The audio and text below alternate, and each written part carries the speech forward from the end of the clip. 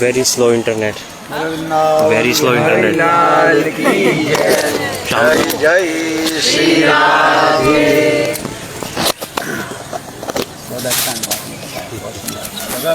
ये आपका आशीर्वाद, ये धाम की रक्षा आप लोग की है ना। ये आपका आशीर्वाद। पंडित लोग नहीं रहे तो धाम की महिमा नष्ट हो जाएगा। वास्तव धाम की रक्षा करने वाले जो है प्रभुपाद की जो है हमारे पंडित लोग ही होते हैं। ये हम कोई नए नहीं आपसे संपर्क में जुड़ रहे हैं, दादा परदादा से चला आ रहा है। हमारे पास इतना मोटा आज भी खाता रखा हुआ है, कलकत्ता हेडक्वार्टर नदिया मायापुर चैतन्य मठ। हाजी हाजी हाजी हाजी। बहुत अच्छी बात है। अभी हम लोग गुरु वैष्णव की कृपा से जहाँ पर हम लोग उपस्थित हुए हैं,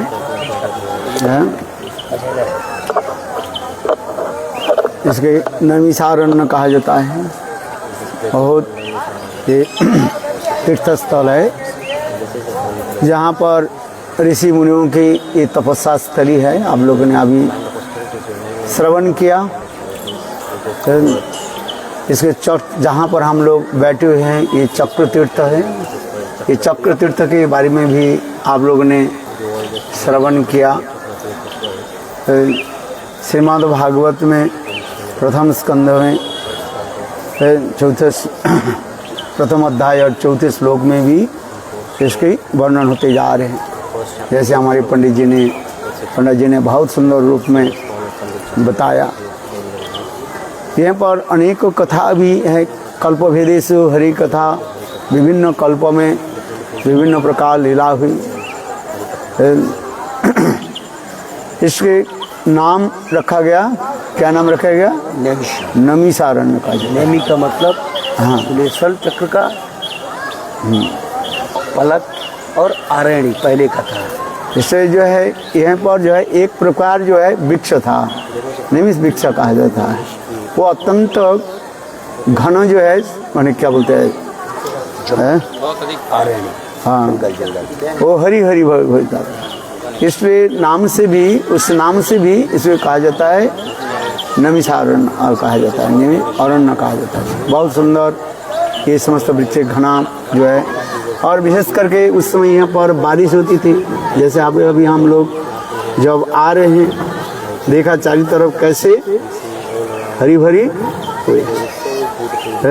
ठीक उसी समय जो है ये स्थान इतने सुंदर मनोरम था। मुनि लोग भी विचार करने लगे कि ऐसे कोई ऐसे पवित्र स्थान हो जहाँ पर हम भजन कर सके। इसलिए यहाँ पर मुनि ऋषि को स्थान है। यहाँ पर अनेकों कथाएं हैं। जैसे देवता लोग और मनुष्य लोग भी विचार करने लगे ऐसे कोई पवित्र स्थान हो जहाँ पर हम भगवान के भजन करें। ब्रह्मा जी के निकट प्रार्थना की। जैसे यहाँ पर आप लोग पीछे की तरफ देख रहे हैं, ये ब्रह्मा जी की श्री मूर्ति है। तो ब्रह्मा जी ने उस समय जो है ये एक मनोमय चक्र सृष्टि किया और मनोमय चक्र सृष्टि करके यहाँ पर स्थापित किया। आप इसलिए आप देखो ये स्थान की जो है, हम जब गुरुदेव के समय एक बार आए थे, वो पानी इस समय ऐसे उड़ता रहता है। अभी तक भी ये पानी कहाँ से आ रहे हैं, कहाँ जा रहे हैं, ये लोगों की पता भी नहीं है। यहाँ पर स्नान करने से और से परिक्रमा करने से, आचमन करने से हमारे संसार चक्र क्या हो जाता है? नष्ट हो जाता है। जिस प्रकार वित्रास स्तुति में भी कह रहे हैं, हे प्रभु संसार चक्र में हम घूमते रहें। ममत्तम श्लोक जनेषु सखम संसार चक्रे भ्रमत सकर्म भी। हे प्रभु मेरे पूर्व जन्म की कर्म के अनुसार मैं इस संसार में भ्रमण करते रहे, किंतु आपके निकट मैं एक ही प्रार्थना मैं करता हूँ, ये मैं परिवार के साथ में रहूं किंतु किसी के प्रति मेरा आसक्ति ना हो। आसक्त जन से, आसक्ति ही क्या है? बंधन के कारण हो जाता है और कुछ नहीं। संसार कोई बुरी बात नहीं है।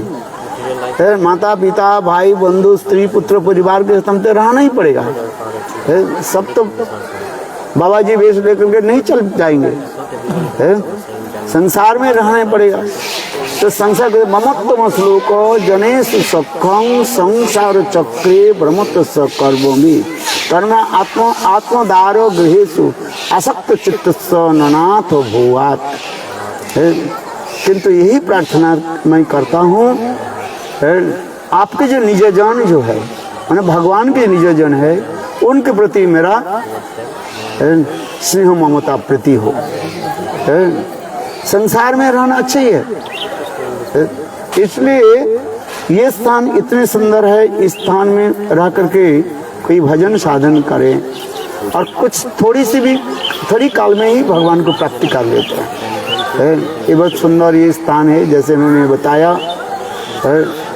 ये विशेष करके श्रीमद् भागवत की कथा जो सत्र जो है काल में ही बताया था, ये अनेकों स्थान में भागवत कथा तो हुई, किंतु हमारे श्री भक्ति सिद्धांत सरस्वती प्रभुपाद कहते हैं भागवत के 3 जो है सत्र है, ये 3 स्थान विशेष प्रसिद्ध है। एक है बद्रीनारायण, हम जाते हैं सरस्वती नदी के तट पर, जहाँ पर व्यास और नारद संवाद है, नारद व्यास संवाद कहा जाता है। स्वयं व्यासदेव जी सारे पुराणों की रचना किया और वेद पुराण उपनिषद रचना करके भी उनके मन में भी शांति नहीं मिली। तो उस समय स्वयं नारद ऋषि उनके निकट प्रकट हुए और नारद ऋषि के दर्शन करके वेद कृष्णदेव वेद व्यास अपने आसन से उठे और उठ करके प्रणाम किया। प्रणाम करने के साथ ही साथ नारद ऋषि कहने लगे, हे व्यासदेव जी, आपकी मन की जो चंचलता जो है इसके बारे में ही बताता हूँ। देखो जो शुद्ध संत महात्मा होते हैं ना, वो आपकी दर्श देखते ही आपकी बता देंगे हृदय में तुम्हारे क्या है नहीं है।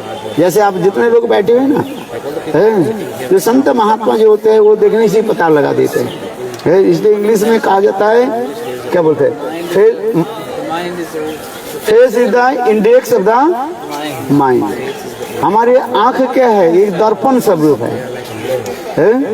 हमारे आंख, हमारे ये बदन क्या है, मुख कैसे है, एक दर्पण समझते, मिरर जो है, और इसमें सारे छवि पड़ जाता है। अपने हृदय में जो कुछ भी बात है वो कहाँ पर छवि पड़ जाता है, मुख में आ जाता है।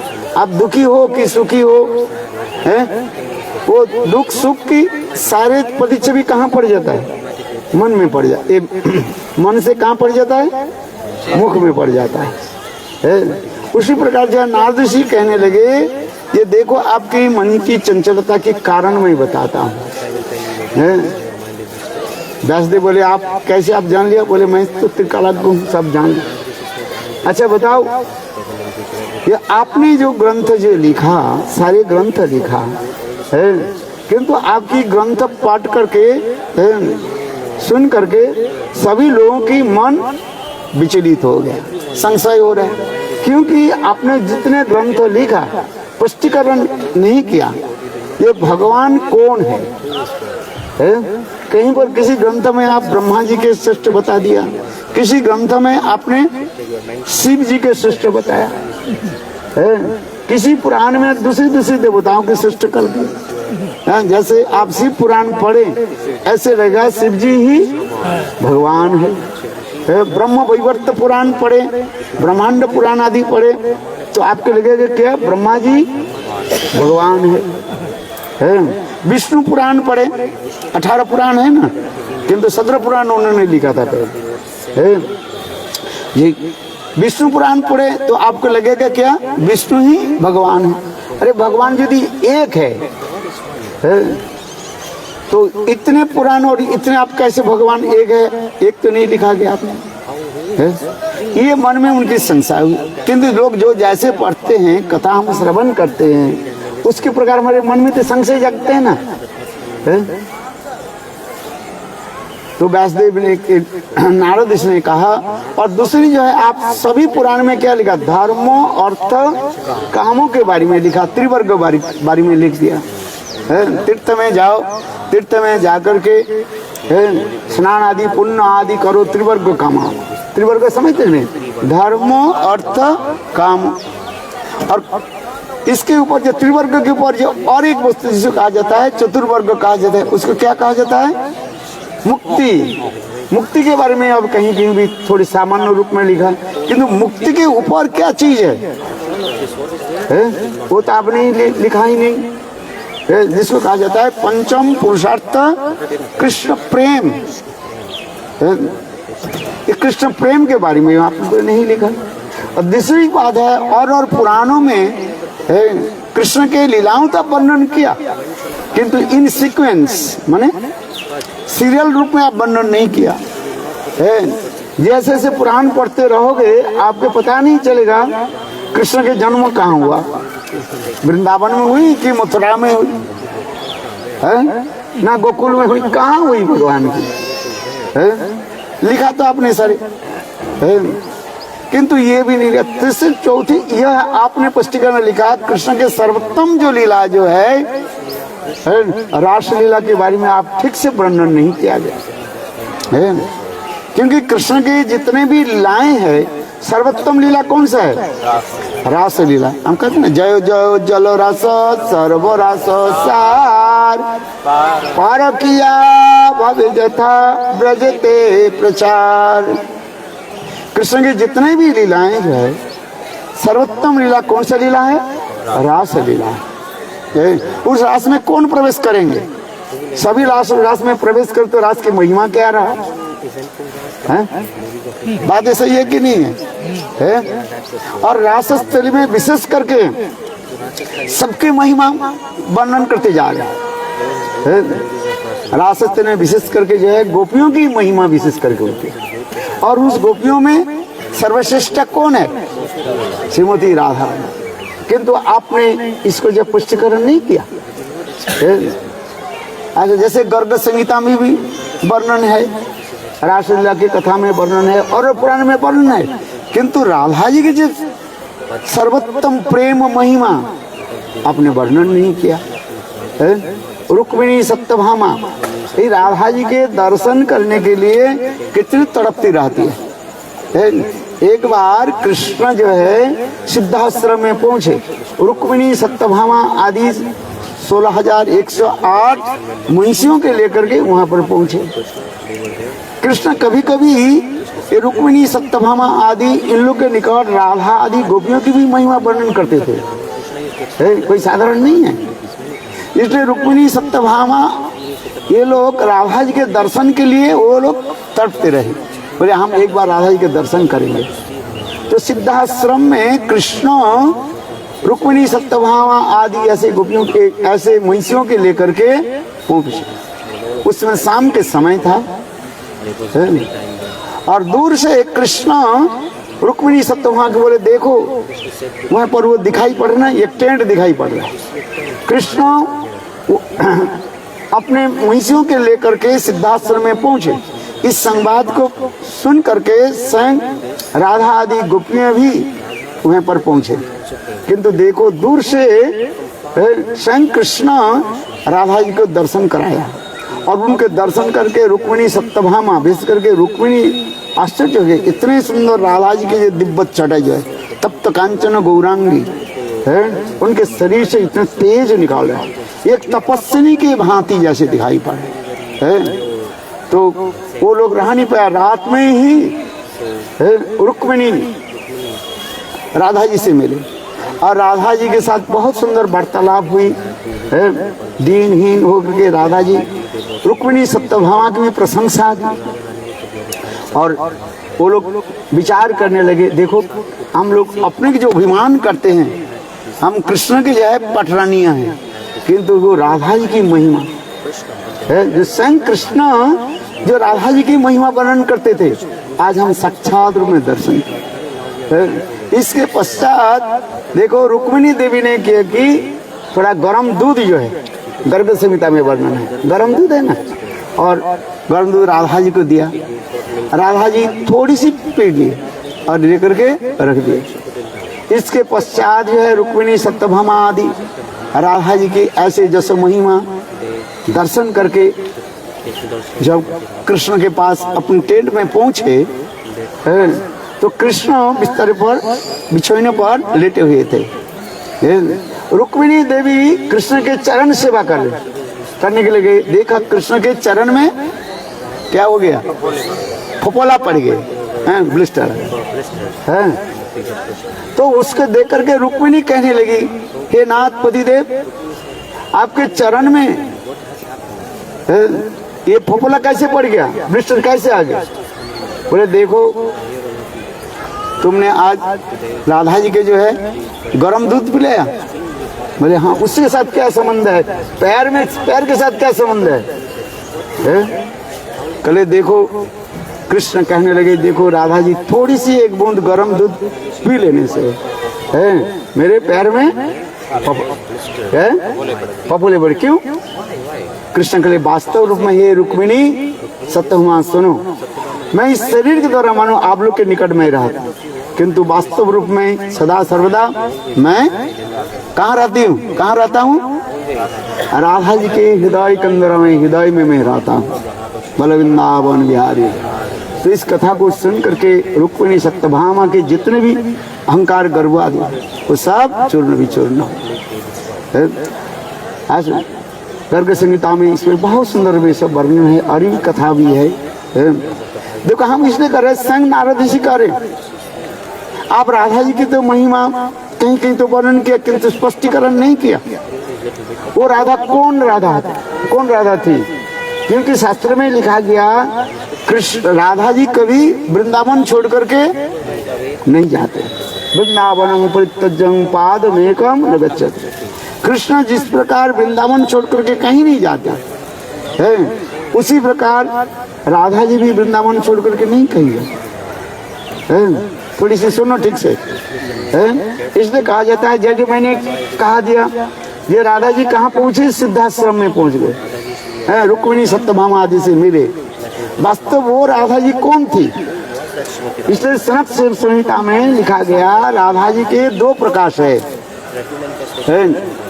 मूल राधा जी जो है उसके कहा जाता है विश्वानंदिनी श्रीमती राधिका। उनके दो प्रकाश है, एक्सपेंशन। एक है संयोगिनी राधा और एक वियोगिनी राधा। वियोगिनी राधा जो है वो कृष्ण विरह में वो उद्धव क्यारी पर विराजमान। जैसे उद्धव जब वृंदावन में पहुंचे वहां पर उनके दर्शन किया। और दूसरी जो प्रकाश जो है वो संयोगिनी राधा जो है वो कृष्ण के साथ यहाँ पर मिलने के लिए वो आई थी। ये सब जो कथा जो है सनत संहिता में वर्णन है। इसलिए नारद ऋषि कह रहे ये समस्त कथा कहीं कहीं तक वर्णन किया, किंतु पुष्टिकरण नहीं किया। और विशेष करके राधा जी की जो प्रेम महिमा आप पुष्टिकरण नहीं किया। महिषी आदि जिस प्रेम की प्राप्ति करने के लिए तड़पती रहती है। श्रीमद् भागवत में 10वें स्कंद में महिषियां भी राधा आदि गोपियों की प्रेम महात्मा श्रवण करके और वो राधा आदि गोपियों की शरण रज को प्राप्ति करने के लिए कितने स्तुति आदि किया। 10वें स्कंद में ये सब वर्णन है। बहुत सुंदर ये सब कथाएं जो है। इसलिए नारद ऋषि कह रहे हैं आपने जो ग्रंथ जो लिखा, किंतु ये सब तो स्पष्टीकरण नहीं किया। जिस प्रेम हम के लिए हम तड़पते रहते हैं। नारद तब वैष्णदेव जी ने कहा मैं तो ये नहीं लिखा ही नहीं, पर अभी कैसे क्या करूं? बोले केवल लिखना नहीं है, जैसे कोई कवि कल्पना के द्वारा लिख देते हैं। क्या लिखते हैं कवि? कवि क्या लिखते हैं? सवैया लिख देते हैं। जैसे आकाश में घोड़ा क्या करते हैं? उड़ रहा है, पक्षीराज घोड़ा की आकाश में घोड़ा उड़ता है। आकाश में क्या बोले घोड़े के क्या होता है? पंखा है। अरे आकाश में यदि घोड़े उड़े तो स्थल में कैसे चलेंगे? इसलिए कहते नहीं, अपने समाधिस्थ होकर के साक्षात में दर्शन करो। स्वयं नारद ऋषि ने वैष्णदेव जी को क्या बोले? ये सब कथा तो आपको मैंने बताया, किंतु आप समाधिस्थ होकर के ये लीला को दर्शन करो और तब ग्रंथ प्रकट करो। है? तब नारद ऋषि की कृपा से व्यासदेव ने समाधिस्थ हुआ है। भक्ति जोगेन मनसी सम्मक प्रणीते अमले अपश्यत पुरुषं पूर्ण मायांच तदपाश्रय। देखो व्यासदेव जी साक्षात रूप में समाधिस्थ हो गए और समाधिस्थ होकर के कृष्ण के सारे लीलाओं को दर्शन किया। जैसे आजकल लोग ग्रंथ लिख देते हैं, जो मन में आ गया वही लिख दिया, सबाई बात जो आ गया बोलते जा रहे हैं, समाप्त तो नहीं हो रहे हैं। किंतु वास्तव रूप में क्या है? समाज अपने अनुभव सेल्फ रियलाइजेशन, आत्म अनुभूति नहीं हो। वो जो कथा जो बोलते हैं, कथा जो सुनने वाले वक्ता वाले की कोई इफेक्ट नहीं होता है। कल बोला ना, सुनने वाले और बोलने वाले की कोई काम नहीं होता है। इसलिए कहते हैं समाधिस्थ। स्वयं व्यासदेव जी समाधिस्थ होकर के कृष्ण की सारी लीलाओं की दर्शन करें। व्यासो नारायण स्वयं, व्यास संग नारायण स्वरूप है। उसके सत्तावेश अवतार कहा जाता है। ज्ञान की सारी शक्ति को स्वयं भगवान ने क्या की, उसमें संचारित कर दिया। जैसे लोहे में आग को क्या कर जाता है, संचार कर दिया जाता है, तब वो लोहा क्या करता है, वस्तु के जला देते हैं। ठीक उसी प्रकार स्वयं भगवान अपने सारे ज्ञान जो शक्ति जो है उसमें संचार किया। नारद ऋषि में कौन सा शक्ति संचार किया बताओ? है? अरे भक्ति, भक्ति के संचार है।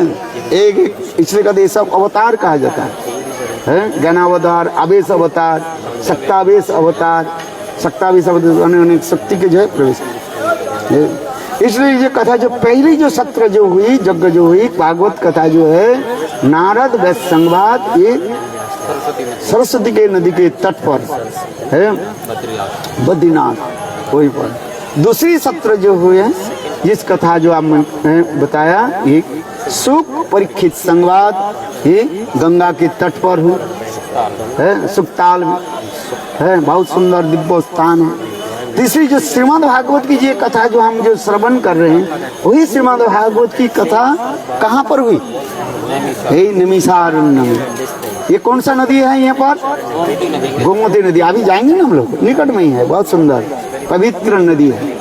जितने भी कथा जो हुई है नदी के तट पर, पहले जो सरस्वती नदी के तट पर, दूसरी गंगा नदी के तट पर, ये तीसरी जो सत्र जो कथा जो है कहाँ पर हुई? ये गोमती नदी के तट। यहाँ पर जाओगे ना गोमती नदी आप है, ये गोमती नदी के तट पर जो है, यहाँ पर यही ऋषि लोग जो है 28 ये समस्त ऋषि मुनि लोग एकत्रित हुए।